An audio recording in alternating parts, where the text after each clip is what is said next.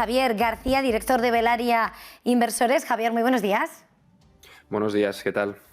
Pues encantado de recibirle esta mañana. Querría que comenzásemos hablando de cuál es la visión de mercado que defienden, que tienen desde Velaria Inversores en un momento en que estamos encarando una recta final del año en el que muchos inversores anticipaban o esperaban esa corrección en los mercados y bueno, estamos viendo que se hace de rogar ese movimiento y en Wall Street además se viven máximos. Bueno, nosotros lo que estamos viendo es que básicamente el precio de todo está en máximos, las criptomonedas, el precio de la vivienda, el precio de los salarios, la deuda, la inflación, las bolsas y sin embargo los bancos centrales insisten en que tenemos que mantener los tipos de interés en un entorno muy reducido y seguir con la inyección de dinero nuevo. Entonces nosotros nos preguntamos, en esta situación algo no cuadra, ¿no? Al final luego nos vamos a la valoración de las bolsas y vemos que estamos a 39 veces el beneficio medio de los últimos 10 años, lo que quiere decir que estaríamos pagando 39 millones por una empresa que gana 1 millón de media los últimos 10 años y esa valoración, si intentamos sacar la rentabilidad estimada que podríamos generar de cara a los siguientes años, pues nos da alrededor del 2,5%. Teniendo en cuenta que el Standard & Poor's 500 ha dado un 16, un 15% de media los últimos años, pues ganar un 2,5, un 3% es bueno, pues algo que puede ser en un entorno, puede ser peligroso, ¿no? De cara a los próximos 5 años, porque efectivamente podría venir una corrección, ¿no? La corrección a corto plazo nosotros no la vemos y no la vemos porque depende sobre todo de qué hagan los bancos centrales, de qué hagan con los estímulos y qué hagan con los tipos de interés. A corto plazo, la semana pasada decían que solo iban a reducir 15.000 millones mensuales, lo que quiere decir que el movimiento fue muy leve, por lo tanto no va a afectar a la situación de las bolsas al menos los próximos 2-3 meses, pero la realidad es que el mercado está altamente sobrevalorado y estamos en un entorno complejo donde encontramos bastante difícil encontrar oportunidades de inversión que puedan mantener el poder adquisitivo de los clientes, básicamente porque la valoración de las bolsas es alta y históricamente, no lo decimos nosotros, lo dice la historia económica, 200 años de historia económica desde el año 1870, ante estas valoraciones, a 10 años las rentabilidades se basan en lo que pagas por el precio. En este caso, haciendo la rentabilidad estimada, pues nos da un 2,5. Lógicamente, un 2,5 a lo largo de 10 años conlleva, muy seguramente, muy posiblemente, una consolidación, pues como puede ser, pues como la que vino en el COVID, durante los próximos 10 años. Lo que no sabemos es cuándo, pero la valoración de las bolsas es alta y la rentabilidad que vamos a generar los próximos 5 o 10 años creemos que no se va a parecer en nada a la que hemos tenido los últimos 10. Javier, está señalando, Velaria Inversores es una empresa de asesoramiento financiero, señalaba la dificultad que en estos momentos existe para mantener ese poder adquisitivo de los clientes. ¿Dónde dirían que están encontrando ahora las mejores oportunidades? Pues teniendo en cuenta la valoración de las bolsas y que la historia económica nos verifica que el dato que nosotros estamos generando de rentabilidad en los próximos años es verídico y que a partir del año 5 pues es muy probablemente se va a dar, ¿no? Teniendo en cuenta la inflación que hay en la actualidad, que es del 5,4% en Estados Unidos y del 4% en Europa, hay una forma de invertir, hay un producto financiero que se llama TIP.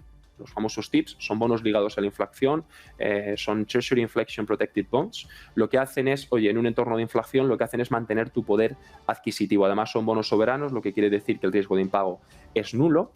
Y nosotros en la actualidad lo que vemos es que la inflación va a permanecer aquí unos años, sabemos si 3, 4, 5 años. ¿Por qué? Porque la inflación se genera por 3 escenarios. Uno de ellos es la inyección de dinero nuevo. Acabamos de tener la mayor inyección de dinero nuevo de toda la historia. Tanto es así que el 40% de los dólares en circulación se crearon entre marzo del año pasado y la actualidad.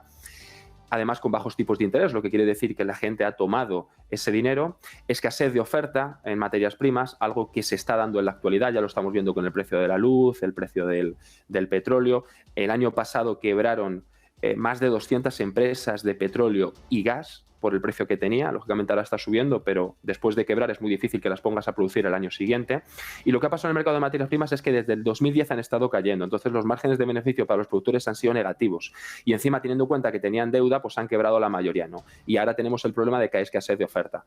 Y el tercer caso que se genera inflación es monopolio, que fue lo que ocurrió en el 70 con la crisis del petróleo. El petróleo daba muy poco margen de beneficio, dijeron, oye, vamos a reducir la oferta, subieron los precios y vino lo que se llama esta inflación, estancamiento económico más inflación, ¿no?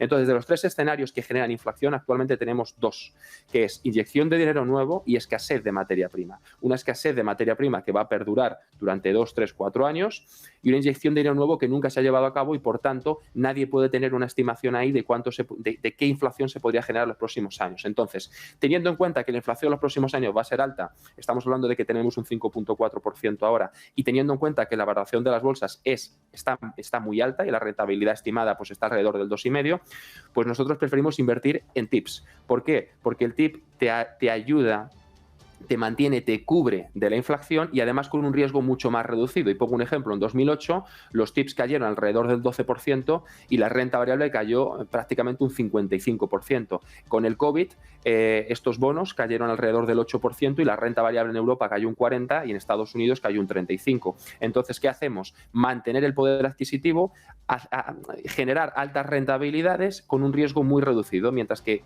pues no decidimos invertir en renta variable porque el riesgo es mucho más alto y la rentabilidad que podemos generar es mucho más baja, ¿no?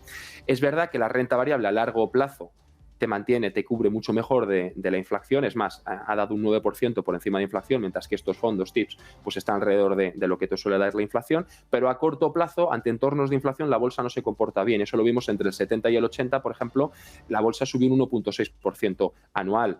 Entre el 2000 y el 2010, pasando por la burbuja.com y la crisis financiera, pues igual tuvimos rentabilidades prácticamente nulas, ¿no? Entonces, lo que vemos ahora es que muy posiblemente la renta variable no dé mucha rentabilidad en los próximos 5 años y, sin embargo, hay productos que son mucho menos arriesgados y más rentables, como son los TIPS en la actualidad.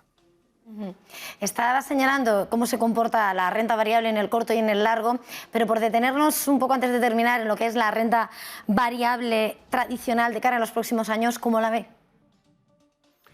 Bueno, nosotros, teniendo en cuenta la valoración que hay actualmente y la sobreponderación al sector tecnológico en Estados Unidos, que es de más de 30% ya, creemos que no va a haber mucha rentabilidad y va a haber mucha más volatilidad de cara a los próximos años, porque nadie en su sano juicio pagaría 39 millones por una empresa que genera 1 de media los últimos 10 años. Los niveles de deuda a nivel gubernamental y corporativo son demasiado altos, lo que quiere decir que los gobiernos tienen interés en que se genere inflación, y la inflación a la mayoría de empresas de renta variable no le viene bien, porque tienen dificultad para ajustar ese precio a corto plazo.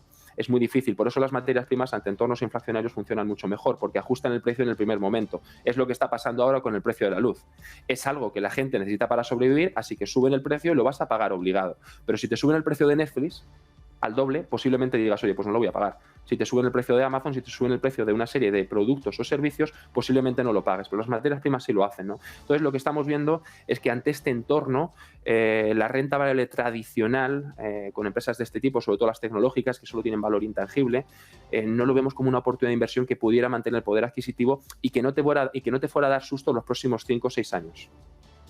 Pues muchísimas gracias, Javier García, director de Velaria Inversores. Se nos acaba el tiempo. Muchísimas gracias por acompañarnos esta mañana. Feliz jornada y feliz negocio. Muchas gracias.